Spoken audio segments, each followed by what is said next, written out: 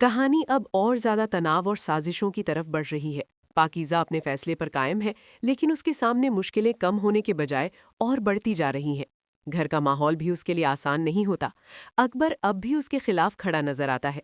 वो गुस्से में कहता है कि अगर पाकीज़ा ने घर की इज्जत का ख्याल नहीं रखा तो वो उसे माफ नहीं करेगा।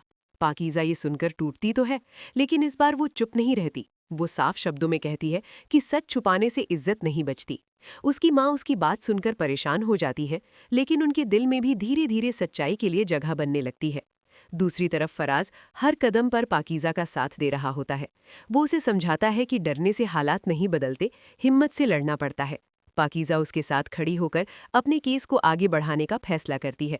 उधर यासीन अपनी नई चाल चलने की तैयारी कर रहा होता है। वो कुछ लोगों से मिलकर एक ऐसा प्लान बनाता है जिससे वो पाकीज़ा को फिर से डराने की कोशिश करे। उसके इरादे और भी खतरनाक होते जा रहे हैं। इसी बीच सुमन और आसिम केस में नई जानकारी जुटाने की कोशिश करते हैं। उन्हें कुछ ऐसे सबूत मिलने लगते हैं जो यासीन के खिलाफ जा सकते हैं। लेकिन उन्हें यह भी एहसास होता है कि यासीन आसानी से हार मानने वाला नहीं है।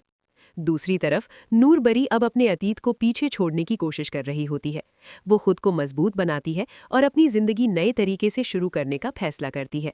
जुबैर भी अपने किए पर पछता रहा होता है और सब कुछ ठीक करने की कोशिश करना चाहता है। एपिसोड के आखिरी हिस्से में एक बड़ा मोड़ आता है। पाकीज़ा को एक अनजान नंबर से कॉल आता है। वो कॉल उठाती है और दूसरी तरफ से कोई उसे डराने की कोशिश करता है।